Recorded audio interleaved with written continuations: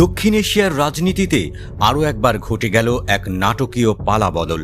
পাকিস্তানের পার্লামেন্টে হুলস্থুল কাণ্ডের মধ্য দিয়ে পাশ হল অত্যন্ত বিতর্কিত একটি সামরিক আইন।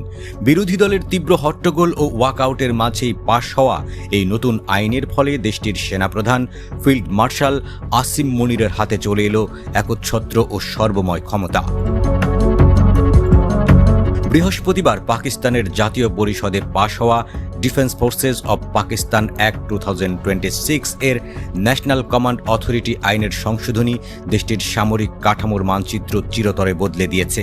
এই নতুন আইনের মাধ্যমে পাকিস্তানের সেনাবাহিনী, নৌবাহিনী এবং বিমান বাহিনীকে একটি একক কমান্ড কাঠামোর আওতায় নিয়ে আসা হয়েছে। এর ফলে তিনটি বাহিনী এখন সরাসরি একজন মাত্র ব্যক্তির হাতের ইশারায় পরিচালিত হবে। নতুন এই কাঠামোর শীর্ষস্থানে বসানো হয়েছে ডিফেন্স ফোর্সেস হেডকোয়ার্টার্স, আর এই সংস্থার সুপ্রিম কমান্ডার হিসেবে সর্বময় ক্ষমতার অধিকারী হয়েছেন সেনাপ্রধান ফিল্ড মার্শাল আসিম মুনির। এর মাধ্যমে পাকিস্তানের ইতিহাসে এই প্রথম ত্রিবাহিনী একীভূত কমান্ডের সর্বময় কর্তা হিসেবে একজন সেনাপ্রধান পেলেন নজিরবিহীন সাংবিধানিক বৈধতা।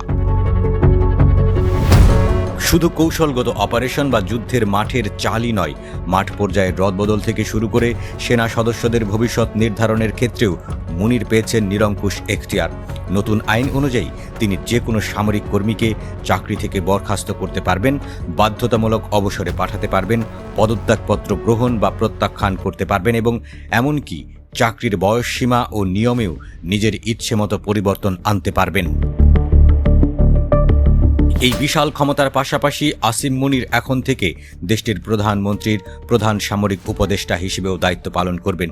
জাতীয় নিরাপত্তা, প্রতিরক্ষা এবং সশস্ত্র বাহিনী সংক্রান্ত যে কোনো গুরুত্বপূর্ণ বিষয়ে প্রধানমন্ত্রীর একমাত্র ও প্রধান পরামর্শক হিসেবে তিনিই শেষ কথা বলবেন। ফলে পাকিস্তানের রাজনৈতিক ও বেসামরিক প্রশাসনের ওপর সামরিক বাহিনীর এই একচ্ছত্র আধিপত্য এখন চূড়ান্ত প্রাতিষ্ঠানিক রূপ লাভ করল। প্রধানমন্ত্রী শেহবাজ শরীফের সরব উপস্থিতিতে প্রতিরক্ষামন্ত্রী খাজা আসিফ এই আইন সংসদে পেশ করেন এবং একে একটি অনিবার্য প্রশাসনিক প্রক্রিয়া বলে অভিহিত করেন। সরকারের পক্ষ থেকে জোরালোভাবে দাবি করা হচ্ছে যে বহুমুখী সমন্বয়, অপারেশনাল সংহতি এবং জাতীয় নিরাপত্তার স্বার্থেই এই কাঠামোগত পরিবর্তন জরুরি ছিল। তবে বিরোধী দলগুলোর কঠোর প্রতিবাদ এবং শেষ পর্যন্ত সংসদ ভবন বর্জনের মধ্য দিয়ে এই আইন পাশ হওয়া স্পষ্ট করে দেয় যে দেশটির অভ্যন্তরীণ রাজনীতিতে এক গভীর ও উত্তাল সংকট ঘনীভূত হচ্ছে। সামরিক শাসনের দীর্ঘ ও রক্তক্ষয়ী ইতিহাস রয়েছে এমন একটি রাষ্ট্রে আসিম মুনিরের হাতে এই বিশাল শক্তির পুঞ্জীভূত হওয়া বিশ্ব রাজনীতির দরবারেও বড় ধরনের আলোড়ন তুলেছে। আন্তর্জাতিক বিশ্লেষকদের মতে এই নতুন আইনের সুবাদে পাকিস্তানের রাষ্ট্র ক্ষমতার ভারসাম্যে বেসামরিক শক্তির প্রভাব কার্যত অপসৃত হল এবং সামরিক বাহিনীর সরাসরি একক নিয়ন্ত্রণ আরও দুর্ভেদ্য শিকড় গড়ল। দক্ষিণ এশিয়ার ভূ রাজনীতি এবং ভবিষ্যতের অভ্যন্তরীণ স্থিতিশীলতার জন্য এই ঘটনা অত্যন্ত সুদূরপ্রসারী ও মারাত্মক প্রভাব ফেলতে পারে।